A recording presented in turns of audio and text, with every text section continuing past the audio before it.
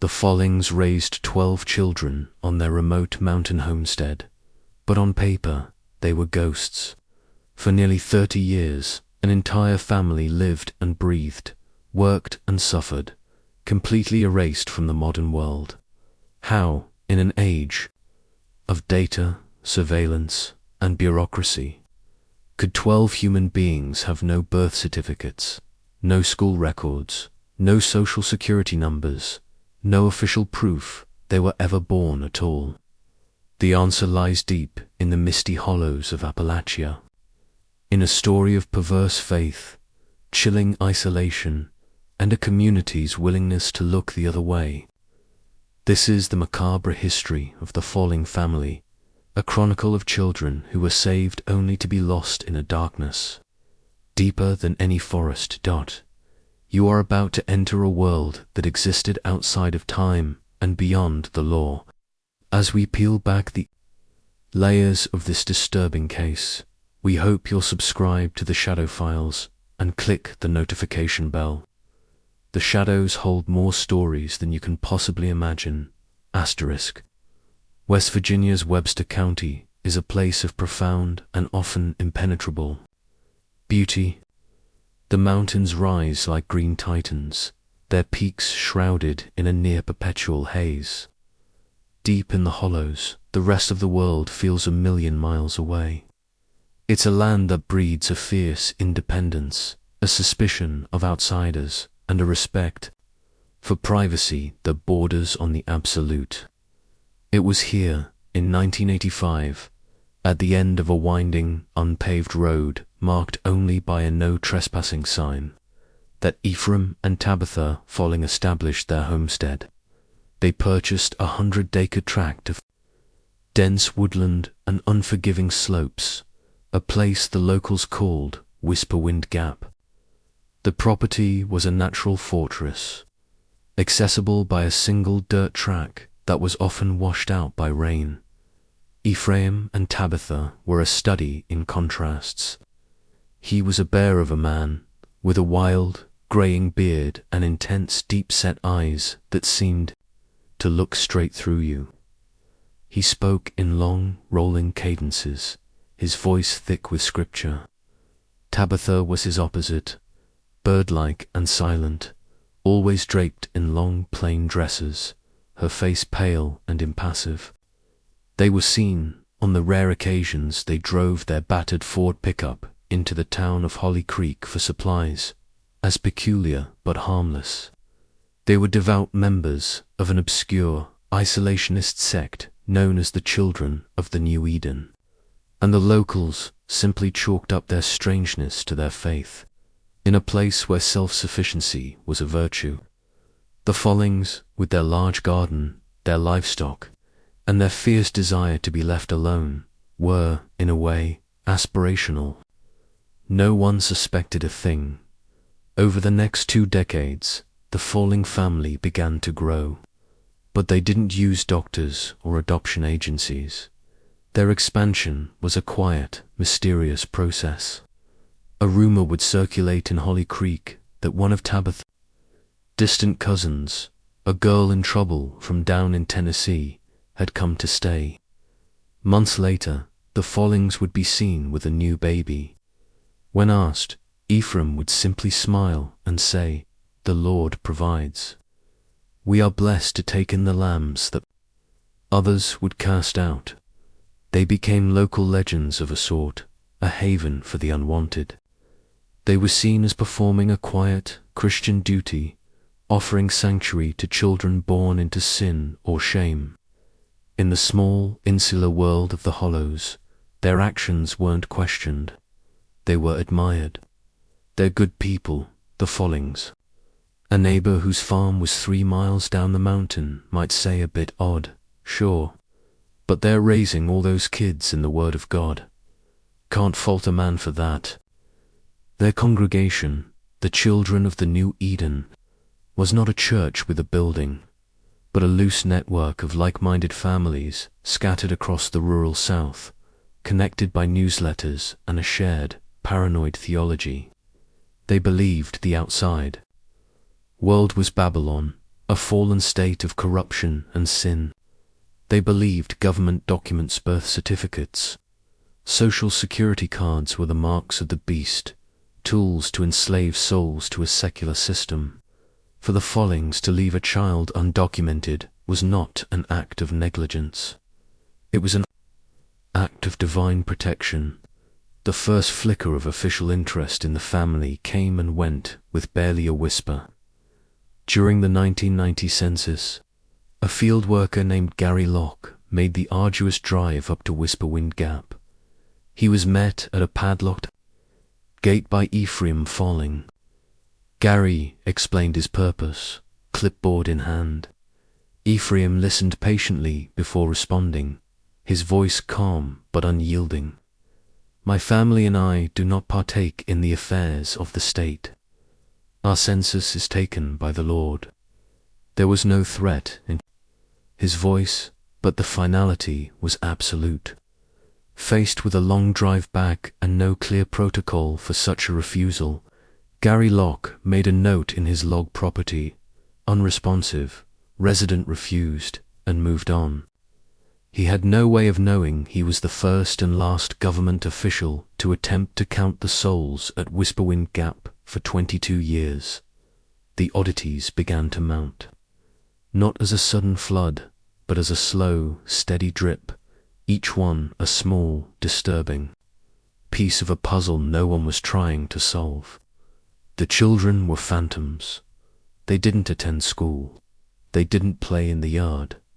They were simply there, within the confines of the 100-acre prison they called home. Around 1995, a deer hunter named Will Brody got turned around in the thick woods and accidentally stumbled upon the Follings property line. Peering through the dense foliage, he saw a sight that chilled him. In a large, tilled field, 5 or 6 children were working in absolute silence. They were unnaturally pale and thin, dressed in identical, shapeless, grey shifts. They moved with a slow, listless energy, pulling weeds from the soil. They never looked up, never spoke, never made a sound. Suddenly, Ephraim Folling was there, appearing as if from the trees themselves. His presence was immense, intimidating. "You're lost," he stated, more as a command than a question. He guided Will back toward the main trail, all the while talking about the virtues of solitude and hard labor. "My children are shy of strangers," he explained. "The world has been unkind to them. Here they have peace." Will later told the story at a bar in Holly Creek, describing the spooky ghost kids he'd seen. It was dismissed as a hunter's tall tale, exaggerated by a nip from a flask. In 2002, the Webster County Board of Education, in a bureaucratic spasm of diligence, sent a certified letter to the Folling homestead. Computer records had flagged the property as a residence with no registered school-age children. It was a standard truancy inquiry. A week later, they received a reply.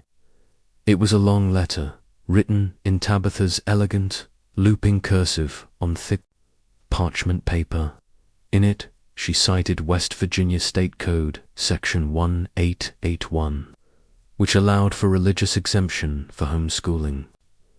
She claimed the children were being educated under the doctrine of the Children of the New Eden, and even included a sample curriculum, which listed subjects like scriptural botany, redemptive mathematics, and labor as prayer. The school superintendent, faced with shrinking budgets and the logistical nightmare of inspecting a home in such a remote location, was satisfied. The letter was placed in a file, and the Folling children remained invisible to the system. The most jarring incident occurred in the summer of 2006. An adolescent boy, starved and terrified, managed to escape the compound. He ran for hours, following the dirt road down the mountain until he collapsed near a small 24-hour gas station. The night clerk, A college student named Marcus found him huddled by the ice machine. The boy was emaciated, his feet were bare and bloody, and his eyes were wide with a terror Marcus had never seen before. "What's your name, son?" Marcus asked, offering him a bottle of water. The boy drank greedily, then whispered, "I am number 7. I had to leave before the cleansing." Before Marcus could process this bizarre statement or reach for the phone, an old, rattling pickup truck pulled into the station. Ephraim, Folling, stepped out. He moved with a calm, deliberate pace. "There you are, son," he said, his voice soft. He turned to Marcus. "My boy has a mental affliction, gets fantasies in his head. Thank you for looking after him." He placed a firm hand on the boy's shoulder. Number 7 didn't struggle. He simply went limp, a look of utter defeat on his face. Ephraim guided him into the truck and drove off, into the darkness. Marcus stood there, the phone in his hand. It was a family matter, he told himself. He wasn't a cop, but he would be haunted for years by the boy's eyes, and by a single, chilling word. Cleansing. The secret world of the Follings was built on a foundation of isolation. It was only a matter of time before a crack appeared, letting in the light. That crack came not from a person, but from a disaster. On the night of April 17th, 2012, a stray spark from the ancient jury-rigged wiring in the Follings barn ignited a pile of dry hay. Flames tore through the old structure with shocking speed, lighting up the night sky over Whisperwind Gap. A passing trucker on the distant highway saw the orange glow and called 911. For the first time in decades, the outside world came rushing in. The Holly Creek Volunteer Fire Department, a team of 12, navigated the treacherous road up to the compound. Among them was Chloe Martinez, a 24-year-old EMT and the newest member of the crew. As her colleagues fought to contain the blaze and prevent it from reaching the main house, Chloe's job was to assess for injuries. Her attention was drawn to the porch of the farmhouse, where a group of children stood silently, watching the fire with blank, emotionless faces. One girl, who looked to be about 10, had a crude bandage wrapped around her lower leg. A dark, reddish stain was seeping through the cloth. Instinct took over. The secret world of the Follings was built on a foundation of isolation. It was only a matter of time before a crack appeared, letting in the light. That crack came not from a person, but from a disaster.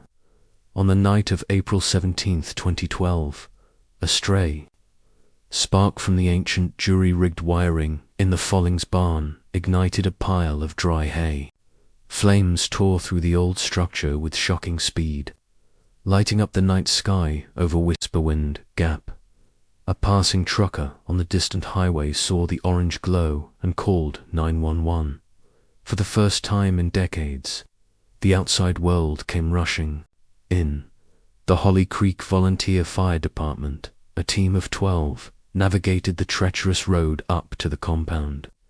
Among them was Chloe Martinez, a 24-year-old EMT and the newest member of the crew.